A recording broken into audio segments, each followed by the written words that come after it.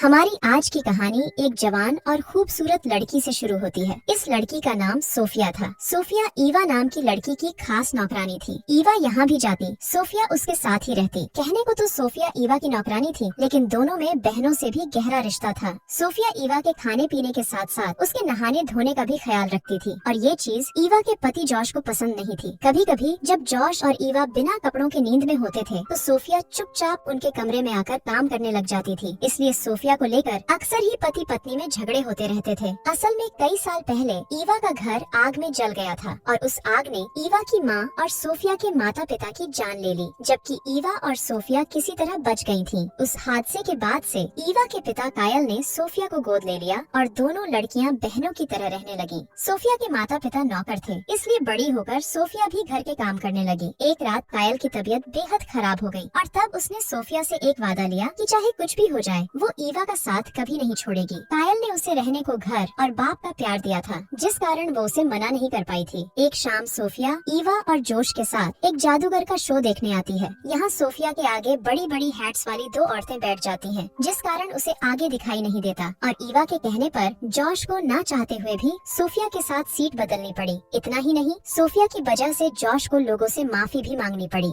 जादूगर लोगों के सामने विली नाम के एक लड़के को पेश करता है, जो अपने शरीर को आसानी से मोड़ सकता था, और उसकी माँ जादूगर की सहायक थी। सभी लोग जादूगर का जादू देखकर हैरान हो ही रहे थे कि तभी उसकी सहायक नीचे गिर जाती है और उसकी मौके पर ही मौत हो जाती है। अपनी माँ की मौत से विली काफी डर गया था, जबकि ईवा और सोफिया सदमे में थी। घर आकर सोफिया गर्म पानी में खास जड़ी बूटियाँ डालकर ईवा को नहलाने लगती है। वो जिस तरह ईवा को छू रही थी, वो देखकर जॉश को बहुत बुरा लग रहा था, इसलिए वो सोफिया को बात बात पर डांट देता है। जॉश हर समय उसे डांटता रहता था, जबकि सोफिया हर वक्त खुश रहने की कोशिश करती रहती थी। अपना ध्यान भटकाने के लिए वो घर की तस्वीरों से बातें करने लगती थी। ऐसे ही पूरा दिन काम कर जब एक रात वो अपने कमरे में जाने लगी, तो ईवा के कमरे से गर्म आवाजें सुनकर वो रुक गई। वो समझ गई थी कि जॉश ने ईवा की गुफा में धमाके करने शुरू कर दिए। उनकी गर्म आवाजें सुनकर सोफिया की गुफा में भी तूफान मचने लगा था। वो जल्दी जल्दी अपने कमरे में आकर पहले अपने कपड़े उतारती है, और फिर खुद को आईने में देखकर अपनी गुफा में उंगली करने लगती है। अगली सुबह वो तैयार होकर बाजार की तरफ जाने लगी। सोफिया को स्टीव नाम का लड़का अच्छा लगता था, और वो रोज उसी से सब्जी खरीदती थी, लेकिन स्टीव को देखते ही वो हड़बड़ा भी जाती थी। इसके बाद घर आकर पहले वो पूरे घर में साफ सफाई करती है, और फिर खाना बनाने लगती है, क्योंकि आज घर में कुछ मेहमान आने वाले थे। सोफिया दिल से घर के काम कर रही थी, और इसी बीच उसे पता चला कि जॉश एक नौकरानी रखने वाला है, और ये सुनकर वो परेशान हो गई। वो ईवा से दूर नहीं हो सकती थी, इसलिए वो और भी अच्छे से काम करने लगी। जल्दी ही घर में मेहमान आ जाते हैं। जॉश के घर में आने वाले मेहमान फादर नॉर्मन और उसकी बीवी जेनिफर थे, जिन्हें देखकर सोफिया हैरान होने लगी। एक समय था जब नॉर्मन सोफिया से प्यार करता था, और सोफिया को भी उसका करीब आना पसंद था, लेकिन ईवा ने उससे नॉर्मन को छीन लिया था। नॉर्मन के आने से सोफिया घबरा गई और गलतियाँ करने लगी, जिससे परेशान होकर जॉश उसे सबके सामने बुरा भला कह देता है। कुछ देर बाद मेहमान चले गए। नॉर्मन से मिलकर सोफिया अपने पुराने दिनों को याद करने लगी, जबकि जॉश और ईवा में झगड़ा शुरू हो गया था। आज भी इनके झगड़े की वजह सोफिया ही थी। रात को जब सोफिया अपने कमरे में थी, तो ईवा रोती हुई उसके पास आती है। ईवा उसे कुछ नहीं बताती, बस चुपचाप उसके साथ लेट जाती है, लेकिन सोफिया समझ गई थी कि अब उसे जाना ही होगा। अगले दिन सुबह होते ही सोफिया अपना सामान लेकर जाने लगी, मगर वो जैसे ही घर से बाहर निकली, तो जॉश उसे रोककर कहता है कि मैं तुम्हें घर से निकालना नहीं चाहता, मैं तो बस इतना चाहता हूँ कि तुम हर समय हमारे साथ मत रहा करो। जॉश के समझाने पर वो समझ गई और वापस अपने काम पर लग गई। ऐसे ही एक दिन वो नॉर्मन से मिलने जाती है, और रास्ते में कुछ सिपाही उसे अकेली देखकर उसकी गुफा लूटने की कोशिश करने लगे, मगर जल्दी ही नॉर्मन ने वहाँ आकर उसे बचा लिया। इसके बाद वो दोनों बातें करने लगे। उसके पूछने पर सोफिया बताती है कि कायल ने तो मुझे बाप का प्यार दिया, लेकिन ईवा ने बहुत बार मुझे नीचा दिखाने की कोशिश की है, क्योंकि वो अपने पिता का प्यार किसी के साथ बांटना नहीं चाहती थी। मुझे सजा मिलती देख उसे खुशी होती थी। नॉर्मन से बात कर उसे अच्छा लग रहा था, और तभी ईवा उसके पास आकर उसे अपने साथ चलने को कहती है। ईवा उसे अपने साथ जॉश के स्टूडियो में लेकर आई थी। यहाँ उन्हें एक बच्चा मिलता है, जो जॉश की बनाई मूर्तियों में छुपा हुआ था। जल्दी ही उसे पकड़कर घर लाया गया। शादी के इतने सालों बाद भी ईवा माँ नहीं बन पाई थी, इसलिए वो इस बच्चे को अपना खुद का बच्चा समझने लगी। ईवा उसे नहलाना चाहती थी, जबकि वो उछल कूद कर रहा था। ईवा के बाद जब सोफिया ने कोशिश की, तो वो आराम से उसके पास आ गया। थोड़ी देर बाद जॉश ने एक डॉक्टर को बुला लिया, ताकि वो बच्चे को चेक कर सके। चेक करने के बाद डॉक्टर उन्हें बताता है कि ये बिल्कुल ठीक है, बस इसका शरीर कुछ ज्यादा ही लचकीला है। ईवा तो उसकी शैतानियों से परेशान हो रही थी, लेकिन लेकिन जॉश और सोफिया उसकी काबिलियत पहचान गए थे।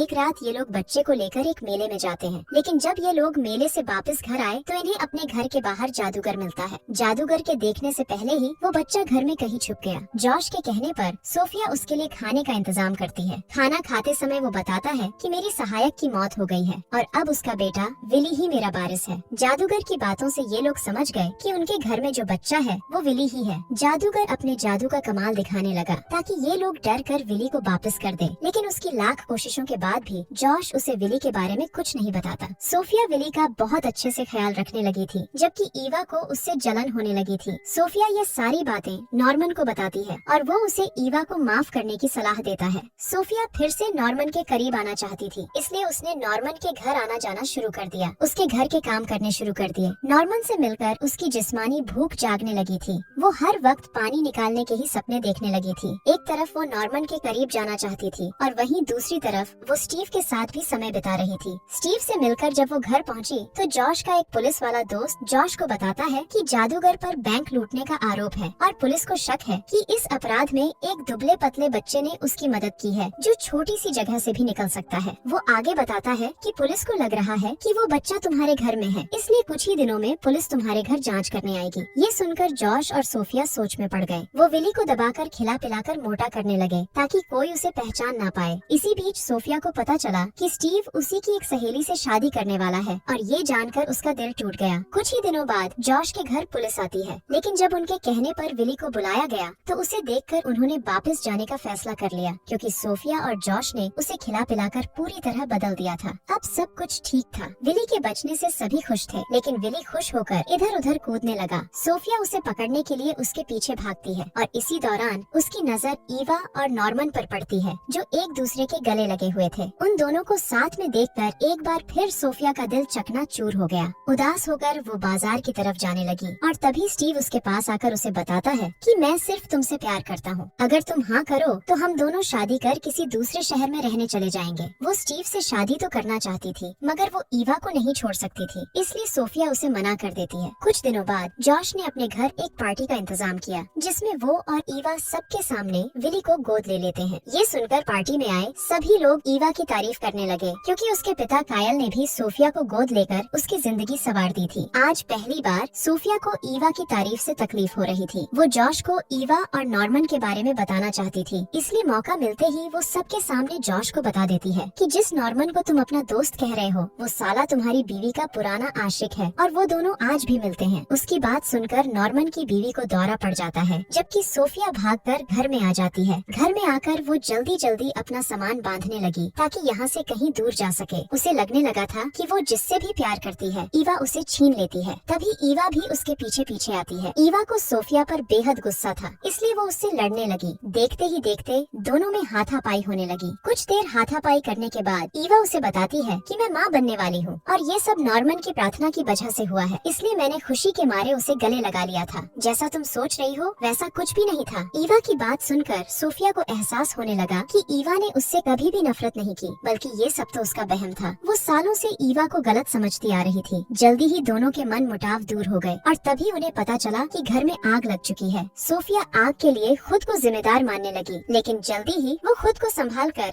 अपनी और ईवा की जान बचा लेती है। कहानी के आखिर में ईवा के कहने पर सोफिया ने स्टीव से शादी कर ली और दोनों अपने अपने परिवार के साथ खुशी खुशी रहने लगी। इसी के साथ इस कहानी का यही अंत हो जाता है। हमारी वीडियो देखने के लिए बहुत बहुत धन्यवाद। मिलते हैं अगली वीडियो में, तब तक के लिए नमस्कार।